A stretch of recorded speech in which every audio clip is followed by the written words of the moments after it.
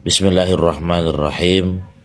Mas Bro, kita lanjutkan ke pengajian berikutnya dalam kitab At-Taqriratus Sadidah.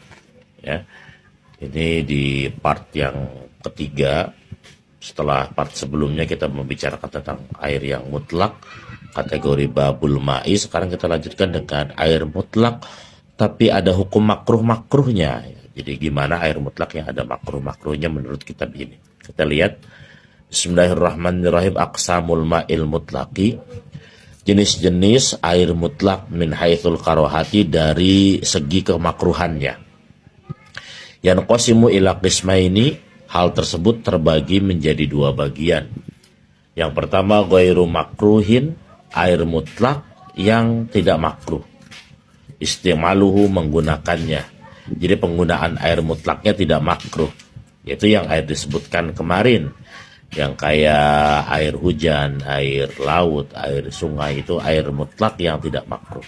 Lantas bagaimana air mutlak yang makruh? Kita lihat keterangan berikutnya. Yang kedua, makruhun istimaluhu, yang makruh menggunakannya, wahwa, dan yang makruh tersebut ada 4. Yang pertama al-ma'ul musyammasu, air musyammas, air yang terkena sinar matahari, li khaufil barosi, karena ada kekhawatiran bakal menyebabkan kulit menjadi belang atau kena penyakit kulit. Jadi ketika menggunakan air musyammas yang terkena sinar matahari dan khawatir akan menyebabkan kulit menjadi terkena penyakit, maka penggunaan air musyammasnya menjadi makruh. Yang kedua, syadidul hararati liman'ihi al-isba'u, air yang kita gunakan itu terlalu panas menyebabkan kita tidak sempurna dalam berwudunya, karena airnya terlalu panas. Jadi wudunya nggak mau sampai 3 kali, wudunya juga jadi mau enggak karena airnya terlalu panas. Yang ketiga, syadidul burudati limanahi al-isbaghu kadzalik. Yang ketiga itu adalah terlalu dingin yang kemudian menyebabkan kita menjadi tidak sempurna dalam berwudunya. Yang keempat, wa miyahu kulli ardin maghsubin 'alaiha, air yang didapatkan dari hasil yang gosok atau hasil yang gasap. Jadi di sini kriterianya ada 4. Pertama adalah ma'ul musyammas, air yang terkena sinar matahari. Yang kedua adalah air yang sangat panas, air yang sangat dingin, juga air yang boleh hasil gasap. Ini berbeda dengan kitab-kitab yang ada di Fathul Qorib atau Matan Takrib. Tidak ada penyebutan syadidul hararati atau syadidul burudah. Ya. Yang disebutkan di sana itu biasanya yang masyhur cuman air al-ma'ul musyammas, yaitu air yang terkena sinar matahari. Lantas gimana sih maksudnya air musyammas itu bisa jadi makruh? Maka kita baca keterangan berikutnya. Wa syurutu karahiyatil ma'il musyammasi, syarat dimakruhkannya air musyammas, tis'atu syurutin, 9 syarat. Yang pertama, ayyata'athara bihararati syamsi, air musyammas itu harus ada pengaruh dari sinar matahari. Jadi bukan karena dipanggang atau bukan karena direbus, ya. Harus benar-benar karena kena sinar matahari. Ingat, ini kita lagi bahas air musyammas, bukan bahas air yang sangat panas, bukan. Jadi ini ada khusus menjelaskan tentang air musyammas. Air musyammas itu bisa dikategorikan makruh jika air musyammas tersebut benar-benar dari sinar matahari, terkena sinar matahari. Yang kedua, ayusta'mala halata ta'athurihi bil hararati ay huwa sakhinun, ya. Yang kedua itu adalah airnya itu telah digunakan apa sih namanya kalau bahasa kitanya itu, air itu dalam tingkahnya, maksudnya akibat pengaruh dari sinar mataharinya tersebut masih dalam keadaan panas, ya, masih dalam keadaan panas. Jadi pas digunakan itu ya sangat panas sekali gitu. Jadi habis kena sinar matahari terus airnya masih agak-agak panas, nah itu baru kategorinya makruh. Tapi kalau cuma kena sinar matahari doang dan pengaruh panasnya sudah tidak ada, ya tidak jadi makruh menurut kitab ini. Ayusta'malahul hayyu, kemudian ini digunakan bagi orang yang hidup. Kalau yang makainya itu orang hidup, maka menggunakan air musyammas ini hukumnya makruh. Beda ketika kita memandikan jenazah menggunakan air musyammas tersebut, maka tidak makruh ya. Akan tetapi di sini ada perbedaan pendapat nih. Ala yukrahu istimalu fi haqqil mayyit inda Ibnu Hajar. Menurut Ibnu Hajar bagi mayit mah enggak makruh.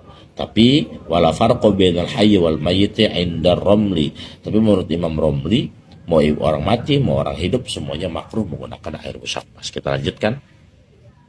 Ayyakuna fi ina'in muntaba'in kal hadidi wan nuhasi war rasosi.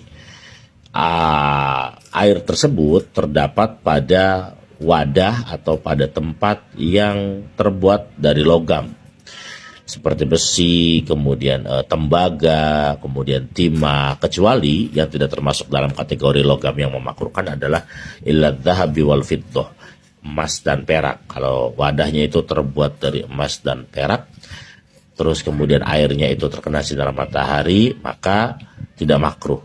Ya, jadi contohnya begini, kita naruh air itu di wadah, wadahnya terbuat dari besi. Satu lagi kita naruh air di wadah, wadahnya terbuat dari emas. Maka air yang kita taruh di wadah yang terbuat dari emas kemudian terkena sinar matahari, air tersebut tidak makruh. Li sofai jauharihima kalau kata kita fikih Fathul Qorib dan Matan Takrib lah. Karena perak dan emas itu sangat kandungannya sangat bersih, makanya tidak ada kata kemakruhan kalau menggunakan wadah tersebut untuk menyimpan air dan airnya terkena sinar matahari. Berbeda dengan kita menggunakan wadah besi biasa, maka air yang kita taruh di wadah besi tersebut kemudian terkena sinar matahari dan kita gunakan airnya, maka kita makruh penggunaan. Kita lanjutkan. Ayyakuna fi waqtin harin. Air tersebut digunakannya ketika waktu yang sangat panas, ketika waktu musim panas maksudnya. Air musammasnya yang terkena sinar mataharinya di wadah besinya kita gunakan di waktu yang terjadi musim panas. Yang keenam, ayustamala fil badani la fi thawbi. Kemakruhan itu hanya terjadi ketika kita gunakan di badan. Kalau kita gunakannya di pakaian nggak ada makruh ya. Ayakuna fi qutrin harin kal hijaji wa hadramaut. Digunakannya itu di daerah yang panas seperti Hijaz dan Hadramaut. Kalau digunakannya di daerah yang sejuk-sejuk ya nggak jadi masalah. Allah yata'ayyana bi an wujida ghairuhu. Yang kedelapan adalah tidak tertentu, maksudnya itu tidak ditemukan lagi air selain air musammas. Kalau ditemukan air selain air musammas maka hukum makruhnya tetap. Kalau tidak ditemukan air lagi, hanya ada air musammas tersebut yang bisa kita gunakan untuk mandi, yang kita bisa gunakan untuk berwudu, maka penggunaan air musammas yang masuk kategori disebutkan tadi itu hukumnya tidak makruh. Ya. Yang ke-9, Allah yakhshal alam fa in khasyal alam haruma alaihi taharatu minhu. Tidak khawatir terjadinya bahaya. Kalau dikhawatirkan terjadinya bahaya terhadap kulit, maka malah justru haram penggunaan air tersebut. Jadi kalau ada orang yang kulitnya sensitif ketika menggunakan air yang terkena sinar matahari di wadah besi, kemudian kulitnya akan jadi luka, maka justru penggunaan air musammasnya tersebut bisa jadi haram.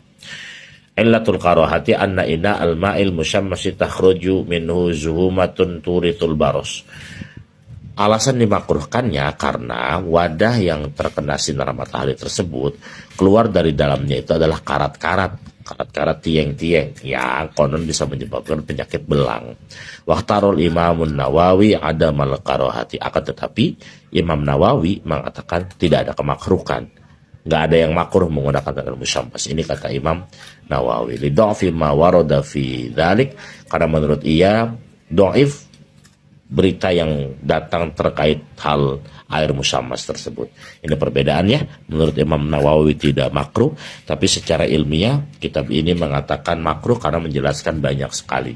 Tidak apa-apa bro, berbeda itu hal yang asik. Kita lanjutkan nanti di part yang keempat. Wallahu a'lam bishawab.